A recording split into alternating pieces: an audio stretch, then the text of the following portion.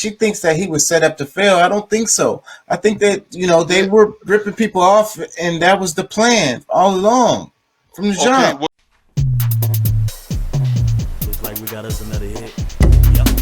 Yeah, yeah. Because I mean, He she's saying won. it that. Pervert, and all the female employees knew it. They all said so. Quote, 16-year-old Nellie Wood told the court how Frank had pushed himself against her and touched her breast. 14-year-old Nellie Pettis, a witness for the defense, recounted how Leo Frank had propositioned her for sex. 20 girls in all gave similar testimony about Frank's improprieties. Several male employees described how they had witnessed Leo Frank rub up against young female coworkers a little bit too much. The testimony was so explicit that the judge had to clear the courtroom of women. End quote. After a long, drawn-out trial that garnered immense public attention and claims from the prosecution that alleged bribery and witness tampering from Frank's legal team had occurred, the grand jury reached a unanimous verdict. All the grand jurors, including the 5 Jewish jurors, signed the bill of indictment against Leo Frank. They'd all decided he was guilty. After being convicted of murder, the judge sentenced Frank to death by hanging, which was set to be carried out in October. But after Frank's legal team attempted several failed appeals all the way up to the federal level, 13 separate appeals to be exact, in 1915, under intense political pressure, attorney in Georgia Governor Slayton, on his last day in office, had Frank's sentence reduced to life in prison. Alongside the order, Governor Slayton wrote that the U.S. Supreme Court, quote, found in the trial no error in law and had correctly, in my judgment, found that there was sufficient evidence to sustain the verdict, end quote. Keep in mind that Frank, on top of murdering Mary Fagan, had tried to pin the murder on 2 different black men. Frank claimed that rape and murder were black crimes, and any black person who testified against him should be barred because their testimony was invalid based on their skin color. When the public heard that Governor Slayton had reduced Frank's sentence, they were angry. They believed the justice system had failed Mary Fagan, the real victim. After all, Governor Slayton was a former partner at the law firm of Frank's defense team, so the public suspected some under-the-table deals and bribery. As a result, a group of about 25 men who called themselves the Knights of Mary Fagan took justice into their own hands. They kidnapped Leo Frank from prison and hanged him in Marietta, Georgia, his body facing the direction of the Fagan residence. You remember I told you in the beginning that Leo Frank was the president of the Atlanta chapter of B'nai B'rith, an organization whose mission preaches philanthropy and community outreach. But apparently they did a little bit too much community outreach because they were accused of espionage during the Civil War and implicated in the assassination of President Lincoln, with the goal of subverting and fragmenting America so that it could once again fall under the British crown. And this was documented by both Gentile and Jewish scholars alike. They were accused of being spies for the crown. It didn't matter to B'nai B'rith that Leo Frank was found guilty and convicted of murder by a unanimous jury. Even when he was sitting in his jail cell, the Atlanta chapter re-elected Frank as president. Members of B'nai B'rith stated that they believed the real murderer was Jim Conley, the janitor. And the testimony of a black man, a second-class citizen in their eyes, was unreliable. Furthermore, B'nai B'rith claimed that the trial was too hasty, and the only honest people in the courtroom were Frank and his defense team. Everybody else, they claim, was either bribed, threatened, or fell under one all-encompassing term, an anti-Semite.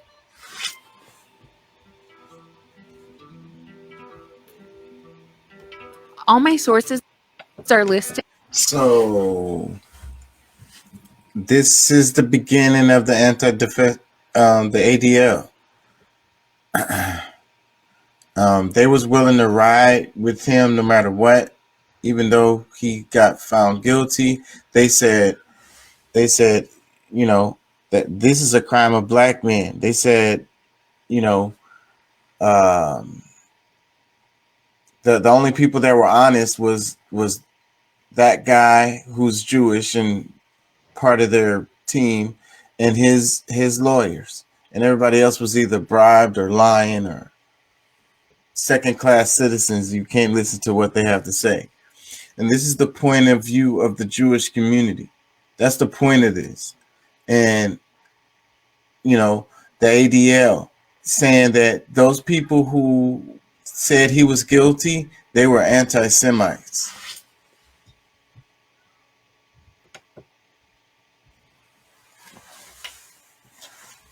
Losing y'all? But by whose standard? By their standard. The ADL. Okay.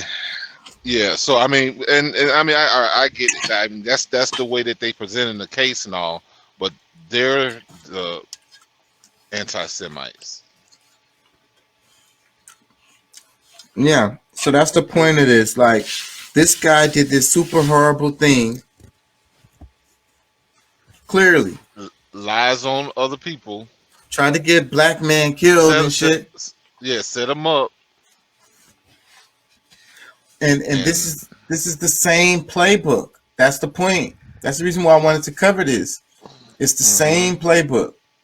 And it's like, oh, wait, this guy is guilty. He freaking killed this. He raped and killed this young chick. Like, oh, you're an anti-Semite. You just hate Jewish people.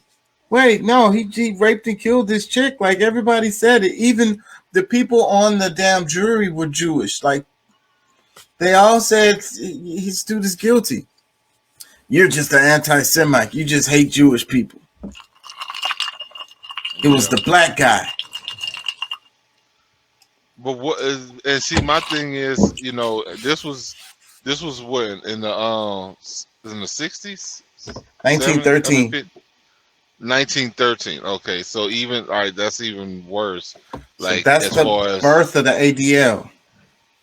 Yeah. So The I parent. mean, what evidence did they have to prove? I guess evidence didn't really matter as long as a white man was saying during that time. Is if well, no, now they had the Constitution and stuff had been But it was this guy specifically Jewish.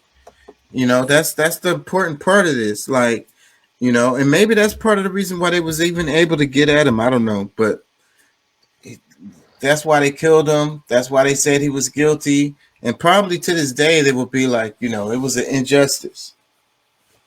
Yeah, for those He who was actually innocent. know the truth now, because I mean, who at some point somebody had to speak up and say, okay, this was a lie, blah blah blah. You know.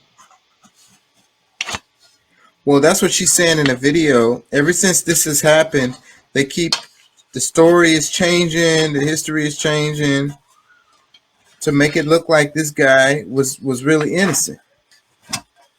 It was one of the black guys who really did it.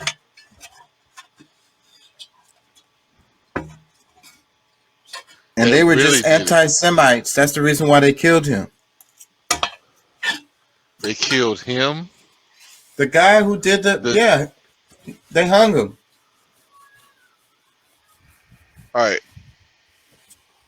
Because I did kind of like part of I must admit, that's a part that I must admit. Now, who got hung? One of the black guys got hung. No, the white guy, the guy who did it, the Jewish guy. Okay. But because he got found guilty, he was supposed to get hung, but they got him to get life in prison or whatever. They got him off basically, and a mob came and took him out the prison and went and hung him. Well, you know, I mean, honestly, you know, I try to be fair in my assessments. You know, I'm not gonna necessarily say he deserved that, but maybe he deserved that. Yeah, but that's not the point. The point is this is the parents of the ADL. This is the beginning of the ADL. And they said that the people who felt like he was guilty were anti-Semites. They didn't like Jewish people.